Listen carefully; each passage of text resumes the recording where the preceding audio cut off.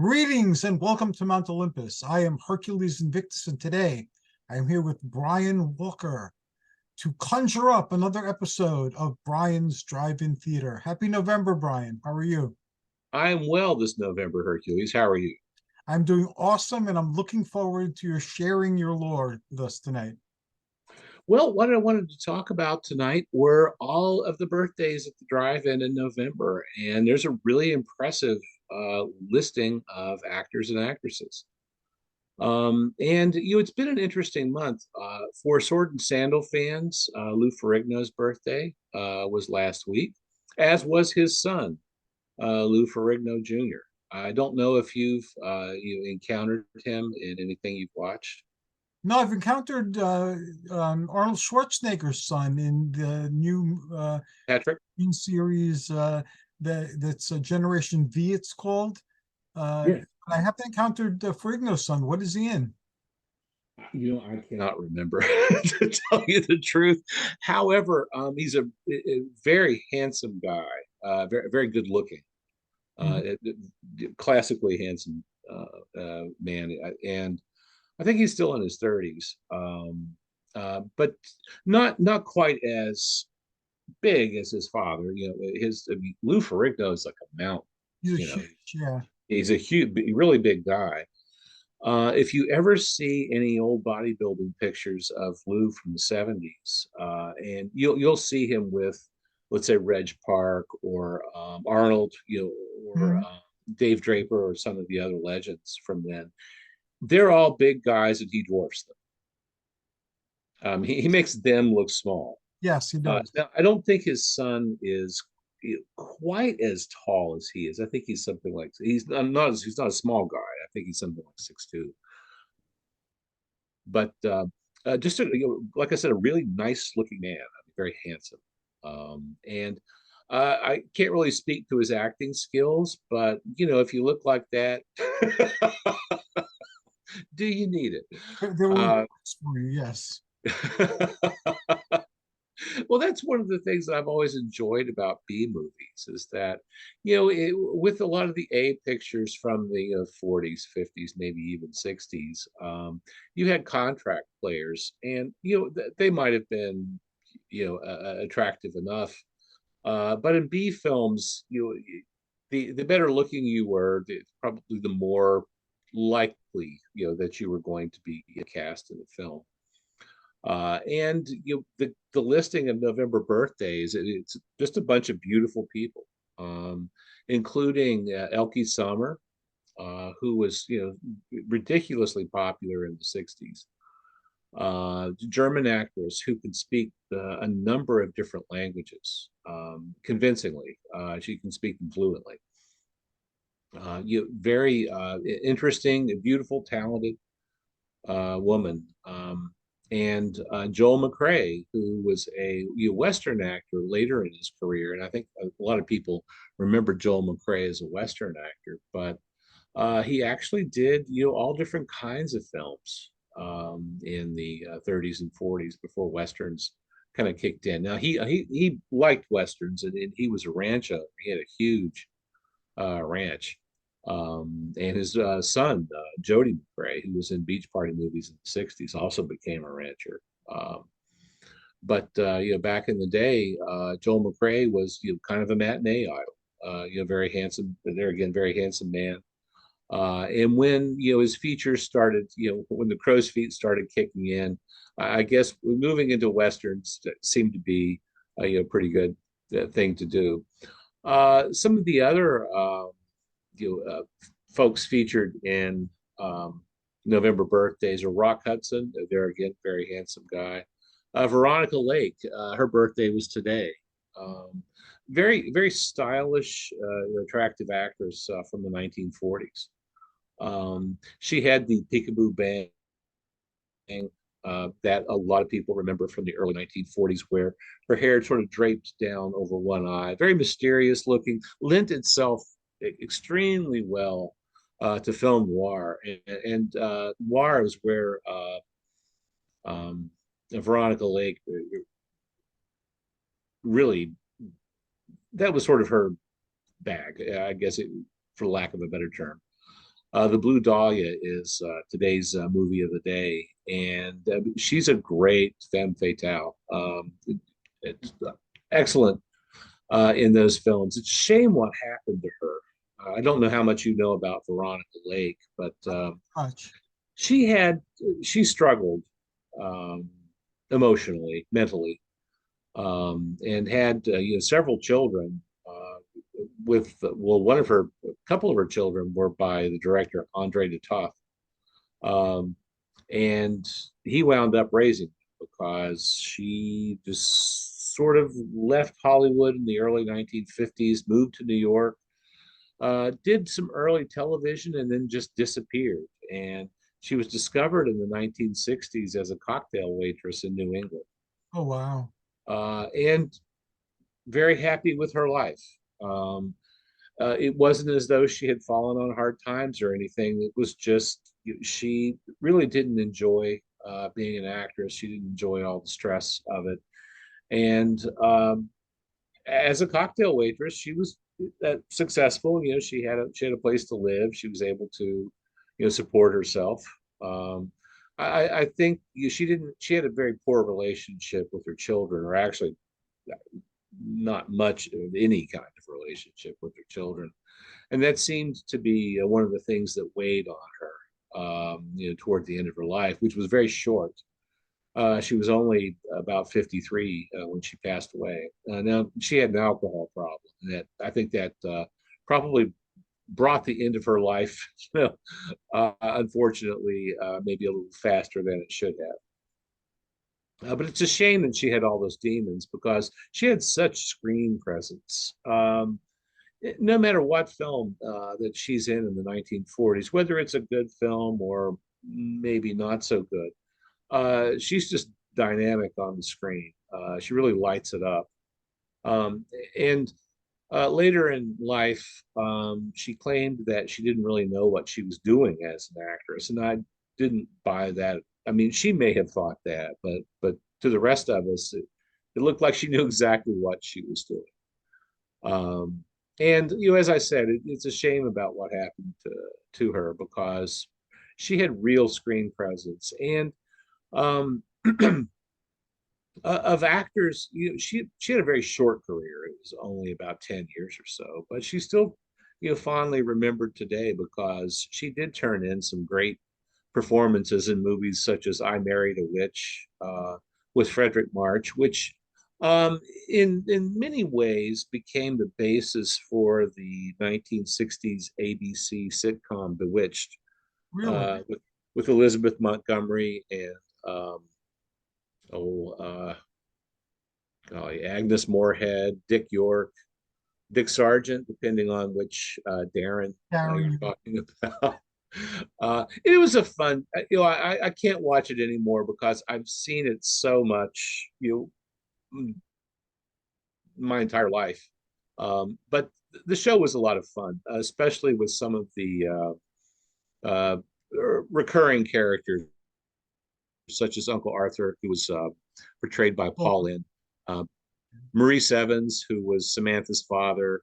Um, Darren's mother was, oh gosh, what was her name? Mabel Albertson, who was Jack Albertson's sister, who was on Chico and the Man.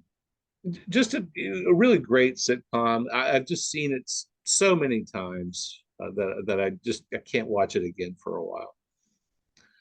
Another interesting birthday this month is Judy Canova, and now she is somebody whose uh, star burned brightly once upon a time, and I don't think anybody knows who she is now. Have you ever heard of Judy Canova?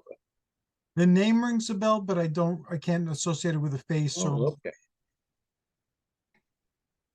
Well, she was sort of the queen of the Ozarks. Actually, she was really a Floridian.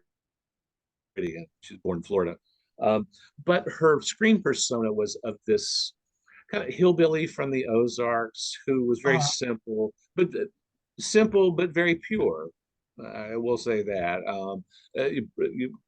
Brutally honest, not a mean bone in her body, but still kind of hapless. If you watch her films, some of them are really well done. Others, it gets to you after a while. But Judy Canova was also a radio star in the 1940s and had an immensely popular following on radio. And uh, since she was so popular and had such a lucrative radio contract, the movies just sort of fit in here and there with her. She wasn't necessarily a movie star, and she was so popular on radio that in the 50s she more or less semi-retired, kind of like you and me. And she was able to enjoy life. She had one of her daughters was born later in life to her, who is the actress, I should say, Diana Canova. And Diana Canova was best known for her role on Soap, the late 1970s ABC television series. I I was a child when Soap was on, and I loved watching it. It was so absurd, and it had a fantastic cast. Billy Crystal uh, Hmm.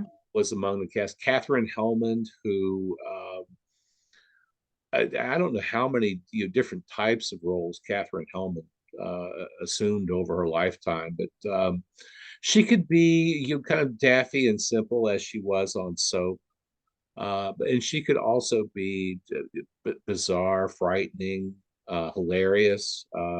Really good actress. I don't have a Catherine Hellman page, unfortunately, on my website, but Judy Canova I think is a really interesting actress. She played up the whole hillbilly from Ozark persona, but she was actually very sophisticated. And if you see some, pictures of her from the 1940s, if she's not wearing, the braided pigtails and the homemade looking dresses, she was actually, an attractive woman, and could be, very fashionable, very different from her television persona.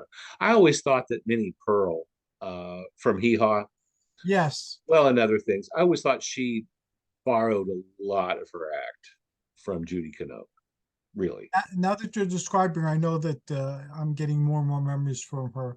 And I know one of my early TV roles when I did the Thor the Barbarian, part of that was playing dumb, a big dumb barbarian. And I had these two young women who were underwear models and twins, and they would be explaining things to me about our culture because I didn't understand them. And it worked really well in terms of doing social commentary because I could talk from a position of ignorance and look at things in a new way and express what I was seeing. And they were like, "Oh, no, no, no," and trying to explain. And often, what would happen through the exchanges, you'd see that what the modern view is doesn't really make any sense if you hold it up to a magnifying glass or a microscope. So I've always appreciated people who played these exaggerated characters throughout their careers because it's pretty much the same thing. But unfortunately, like I said, her fame has sort of passed. You don't see her films on television very often at all. And of course, like I said, she was so popular on radio, but and a lot of her radio shows still exist, and you still listen to them, but people just that's just not what people do anymore. Unfortunately, you can listen to some of those old shows on if you have satellite radio, if you have Sirius. They have they have several channels now that I think about it, where you can listen to old radio shows. Some of those are fun to listen to as well. It's a different form of entertainment. Um, and it's a form of entertainment that was once so popular here in the U.S. and everywhere else too, that has sort of passed now, unfortunately. Some of the other birthdays this month that I think are really important to point out are Boris Karloff, my favorite Frankenstein, certainly. And Boris Karloff, golly, how many of his movies have I seen over the years? Yes. I think I've seen every one of them about 10 times, but they're always very watchable.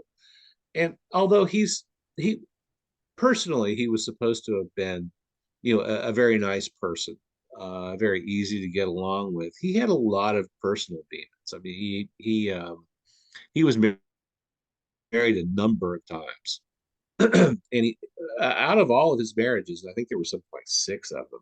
And you Wow. wouldn't think that if you've ever seen him interview, you'd never think that this, a humble man, scrawny man, would have been that much of a Lothario. But he has a daughter who is still with us.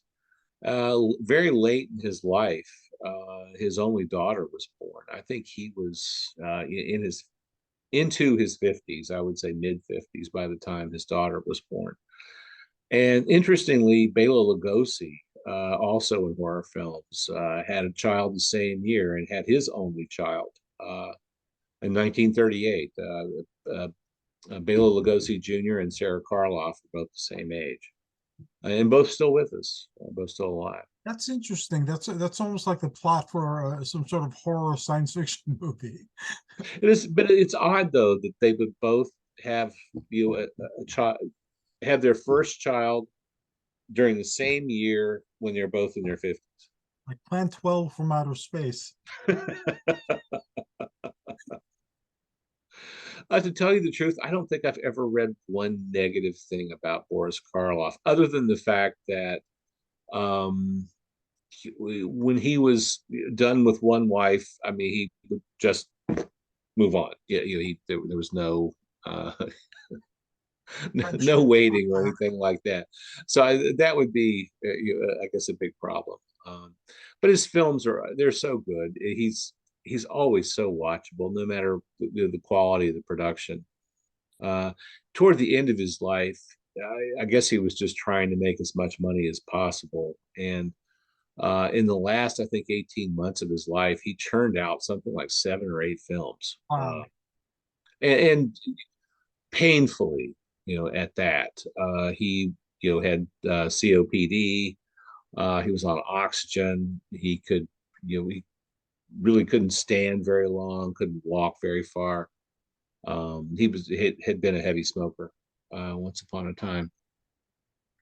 Um, but still, I guess was out there trying to, make money. I guess his last wife must have gotten whatever he had. I don't think Boris Karloff ever made very much money either.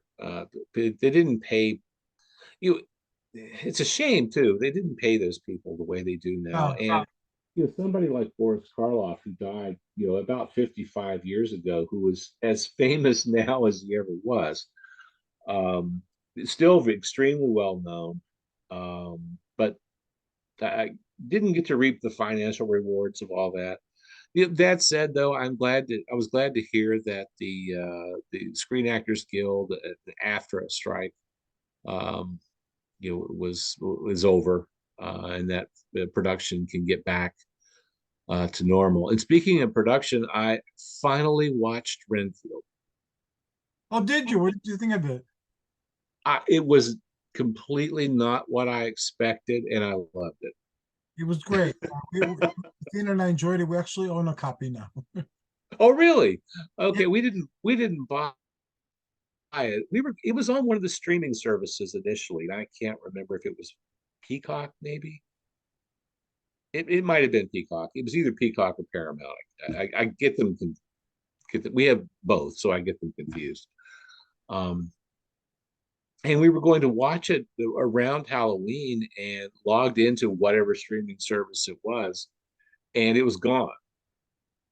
And I was like, I can't believe I missed the window. Why would? And it's a Halloween movie. You would. It's a vampire movie, so why wouldn't it still be on during Halloween? Right. Only to find out that it had shifted to Prime, and we watched it on Prime. And like I said, I loved it. I thought it was very well acted. Nicolas Cage does a fantastic job. Yes, Uh, it channels Lugosi sometimes too. He looks like all of a sudden he's possessed by Lugosi in some of the scenes. but he does a fantastic job. And what to tell you the truth, I'm not surprised. I thought he would do a good job in the role, but even at that, I was impressed. I thought he was great. The Dem- storyline's interesting. I do like some of the oh with some films I'm not a big guy when it comes to sequels, but Renfield's not really a sequel. no. It's sort of continuation, maybe part two, or something like that. More so than a sequel. And I do like how the story is told mostly from from his point of view, and the sequences where he's in the scenes where he's in group therapy, I think are just riotously funny. That's probably my favorite part of it. Yeah, it was really good how they used like narcissism and codependence and all those But terms floating around a lot today, and it made them part of the Dracula story, and it fit, and it does fit. it Yes, that's the best part about it, is that it fits so well. Have you seen the Voyage of the Demeter? No, I have not. We saw that. We were disappointed in that. Really? Yeah. Well, you knew how it was going to end before it even started, Oh. pretty much. It's taking on Dracula. And although what they did with Dracula was interesting, it I think Dracula would have had a very hard time dealing with realtors from other countries and walking around as a gentleman if he looked anything remotely like he looked in the movie. It was like he looked like a Nosferatu, but a lot more bat-like. Okay. So, and you didn't really get a close look at him until like really toward the end of the movie. But it seemed to follow the plot of Bram Stoker, but it really didn't.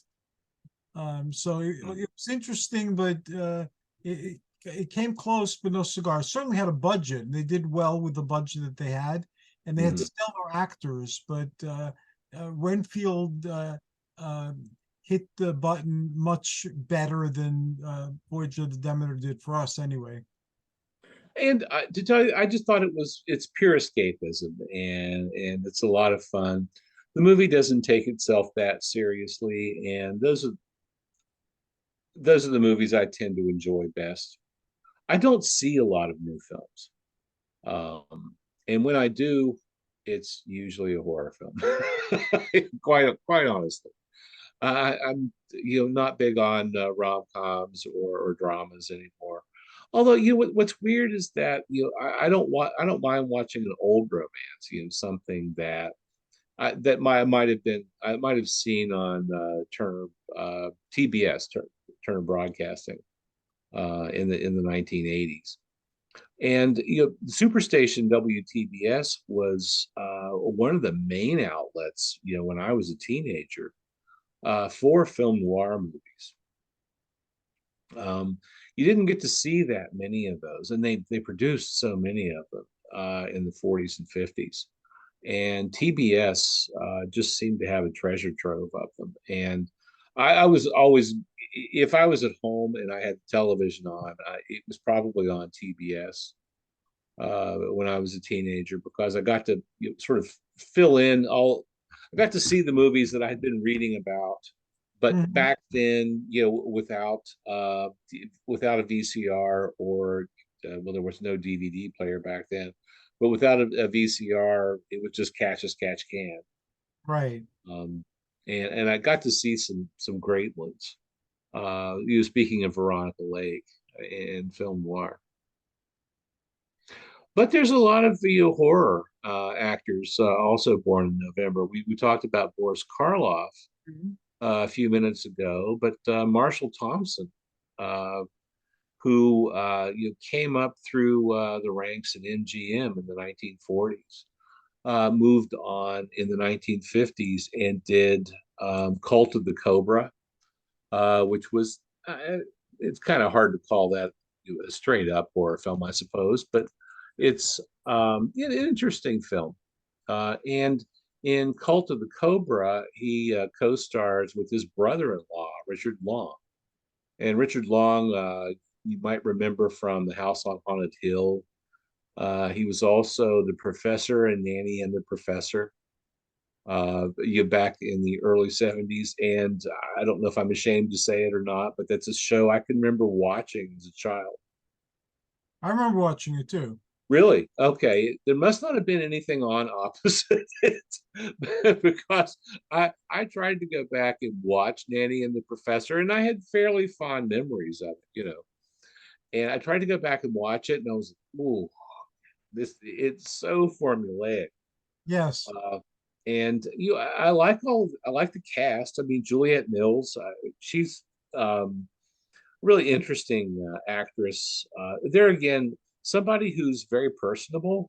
Um, and no matter what role she's playing, you sort of like her. You know, she's that's kind of an odd way to put it, but she's a very likable actress. She's Mhm. it's kind of hard to not like her. I guess that would be the best way to put it. And her sister is Haley Mills, who, you know, was in The Parent Trap and That Darn Cat. You know, all the fun Disney films from the '60s. And their father was John, who's a very well known actor, mostly in British circles. Yeah, I watched a lot of different TV shows and I remember them fondly. And sometimes I'll catch them somewhere and wonder why I remember them so fondly. Well, other Well, times it's and nostalgia. that happens to me all the time. This has been years ago. When I was a child, I loved watching a cartoon show on Saturday mornings called the Groovy Ghoulies.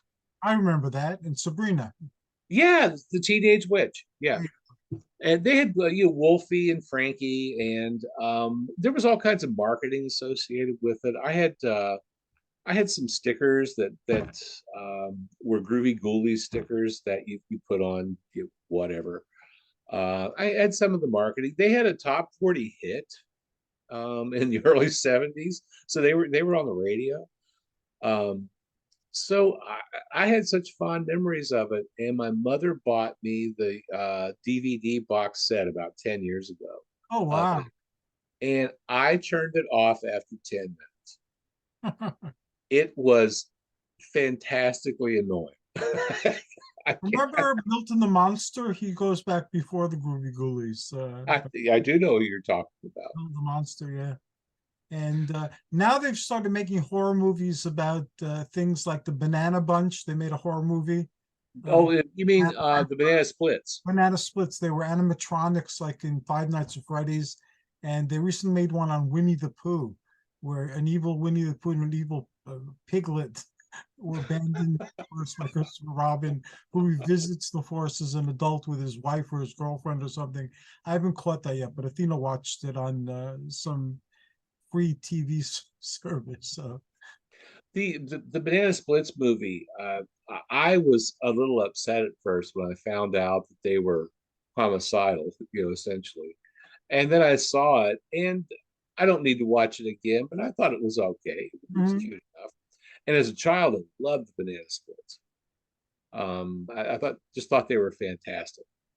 So there's a And trend. So the Groovy Ghoulies and Sabrina might make it to some movie or TV show in the near future.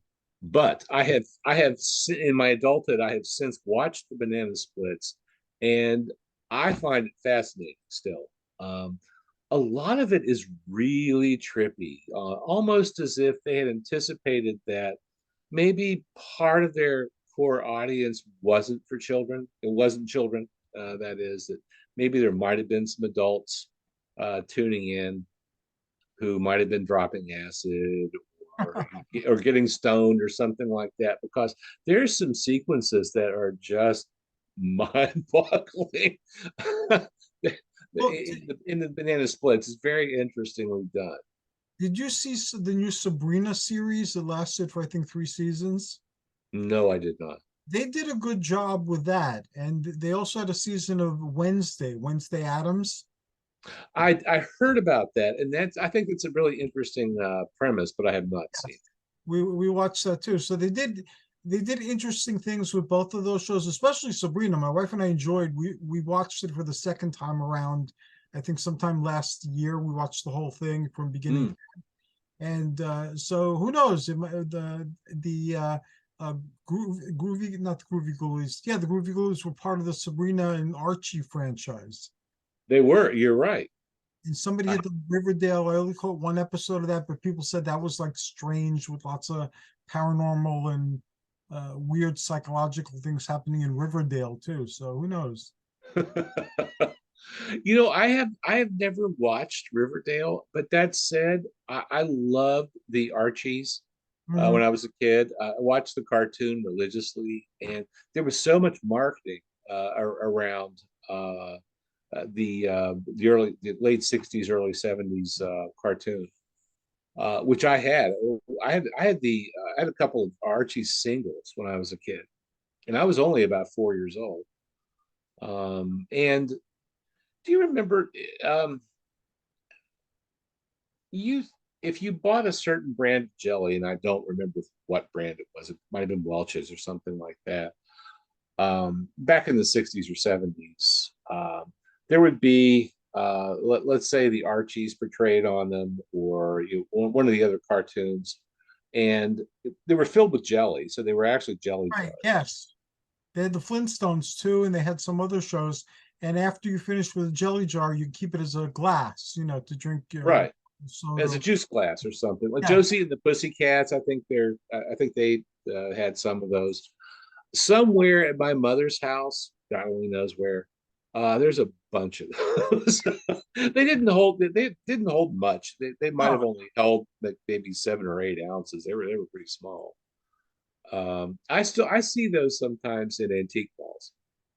oh, do you? Yeah, there are Yeah, interesting things. I remember there was Popeye spinach noodles, and they had Popeye plastic figures in them, and there were dinosaurs at Sinclair stations where my yeah. father would get gas, and you had all these dinosaur toys. They were very generous in the things they gave away with products of all sorts when we were growing up. They used to, yeah. I can vaguely remember my mother pulling into an Esso station. How old is Esso? Yes. And she would get stamps. She had a really nice set of tumblers that she got, that she still has, by the way. They're kind of a smoked glass, and they have Detroit Lions emblems on them. They're from like the early '70s, and she got for me an entire set of the comic strip BC. Uh-huh. Okay. She got me the cookie jar. I had cereal, BC cereal bowls. And the cereal bowls, I think they're Anchor Hockey or something like that. And it's molded glass, but it looks like it's been, Chipped. forged by hand. Yeah. And I had mugs with some of the BC characters on them. Yeah, commerce was a lot more fun back then than it is Yeah, it now. certainly was. Now all you get when you shop is a hard time, essentially. Uh, unless you have and I have any number of credit cards. I think I have like three of them that give you points, for different things. Uh, I've got some that are just cash. A couple of mine are cash back, but you get cash back in different categories with each credit card. So you have to remember, like, oh, I need to use this one for gas because I get 5% back on that. But I use this one for groceries because I get 5% Right. back on that. It's hard to remember all of that. And I have a hotel credit card too, where you get points, for spending, money, and they will. I'm a platinum member with this hotel chain at this point, and because we travel quite a bit, and I use that chain a lot. And if you use your credit card at that chain, you get something like 10 times the points, 50 or 20 or something like that. So you can really rack up the points. Unfortunately, they've started jacking up the number of points that it takes to get a free night's room. Uh, But Listen, we used one just last week, as a matter of fact. I forget to ask you if I don't ask you now. Do you go to Walmart at all? No, I absolutely positively don't have time for Walmart. I went to Sam's today, and that's the same That's the company, closest. really. Okay. They have these figures on sale. I'm sure they're in other stores too, but they have the Universal monsters like photorealistic. They have them both in color and in black and white. So Hmm. Athena started collecting them. So we have them like all over the place where we have our Greek mythology things, and every single surface in our house is filled with things of some sort that means something to one or both of us. But I always thought you'd love them because they look exactly like the movie, little dioramas. And they'll have Dracula with different heads, the Bela Lugosi Dracula in different hands, and Hmm. then have like accessories like coffins or sarcophagi or things like that, or Hmm. Frankenstein's table. So she has one with Frankenstein and the Bride of Frankenstein. She has another one with the Wolf Man. She has the creature in the Black Lagoon from the Black Lagoon. And they look just like from the movie. And she doesn't like the black and white ones. But if you're a purist, I guess you'd go for the black and white ones. But Hmm. let me see if I can get the pictures on a website and I'll send them to you. Okay, well, great. Yeah, that's something I haven't heard Well, you will have them by the end of this week.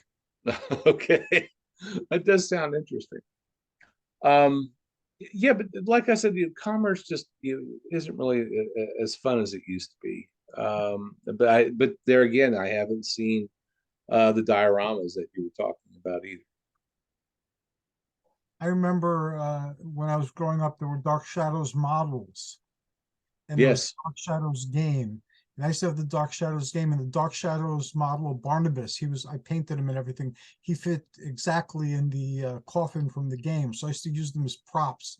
I used to have cardboard boxes and I made Collins Sport out of cardboard boxes. And Barnabas's coffin was in the basement.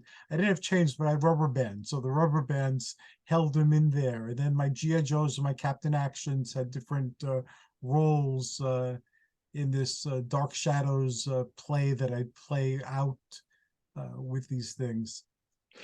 I did not. I had the Dark Shadows board game. I had some of the Dark Shadows paraphernalia, but I didn't have any of the models. I did have a Frankenstein model, and I can't remember if it was Aurora that Oh, made, yeah, I think it was, that made these models of the Wolfman, Dracula, yes. Frankenstein. I didn't have all of them, unfortunately, but I did have the Frankenstein. And actually, I think it still exists. I think I still have. My father painted the the face. Uh-huh. Well, he painted the whole thing. Now that I think about it, but I was oddly enough, a big Boris Karloff Frankenstein fan as a kid. That movie really did something to me. I saw it when I was maybe 6 or 7 years old, and it terrified me and intrigued me all at the same time. Me too, and Athena too. And the first one, I think, is genuinely scary. He's really terrifying in it. To be such a outside of the makeup, he's just sort of an innocuous person. He's very mild mannered, meek, um, but scary as all get out. And he's also terrifying in the Mummy as well. And the Yes, Frankenstein and the Mummy are probably in both of my top 10 mine too. best films ever. Just fantastic, and so much of it's Boris Karloff. He does a fantastic job in both films. Actually, he always did a fantastic job, coming back to November Birthdays. But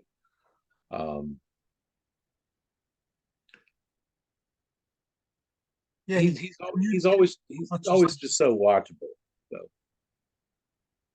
and he played the monster masterfully. The innocence of the monster in some cases. and the simplicity of the monster too. Yes, But he does give it layers. The monster is not purely evil, no, and that's part of the problem with a lot of horror films is that the monster is just so two-dimensional. There's no substance to it, and he gave it layers of humanity uh, that you don't often see in contemporary horror films, unfortunately. Do you think they should, I don't know, the people who own the rights, the family, I guess, do you think the family would give the rights to reanimate them in movies? And because a lot of actors that are no longer with us are appearing in movies. Yeah, you know what? I really don't care for all of that either. I, I oh I have a lot of problems with that, quite honestly. I guess it would really depend on the product, the script, and how good it was. And money always talks, so who knows. Because I've been kind of surprised after Charles Schultz died, and there always was a lot of marketing around Peanuts characters, right? right, After Charles Schultz died, Snoopy's face was on everything. I don't know if his kids said, screw it, just put them out. blast through the walls with it or what. Um, I hate that that's happened. Uh, some of these characters I think are. I just hate to see them pissed on like that. Well, in Star Wars, they already used Peter Cushing and Carrie Fisher. No, So I Grand know, Moff and Tarkin and you know what? I think that's gross and morbid. I no, it's no, not for me. I I say appreciate the art that these people gave us, and restore. How about that? Restore their films. uh-huh. Thankfully, Universal did do quite a bit of restoration when it came to the monsters films, so you can watch a perfect version of Dracula or Frankenstein.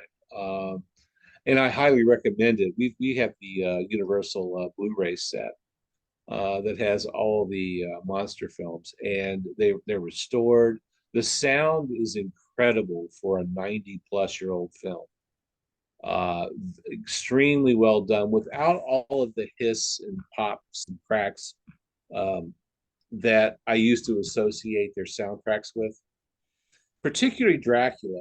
Dracula, has music interspersed here and there, but a lot of it is just dialogue. And between portions of dialogue, you hear a lot of the artifacts of old recordings, and it's all been cleaned up by Universal. It sounds fantastic. Uh, the sound is almost better than the actual image that appears on screen. And alas, we're approaching the end of tonight's conversation, but you'll be back on Thursday and then Sunday on That's UFO Entity Enigma. And we're doing Mars. okay. So thank you very much. I was entertained, amused. I walked down paths of nostalgia, and I'm forever grateful. Give my regards to Greg. We I'll didn't do. hear him in the background today. And I look forward to speaking with you several times more this week. Okay, Hercules, be well this evening. You too, and thanks to our wonderful audience for tuning in.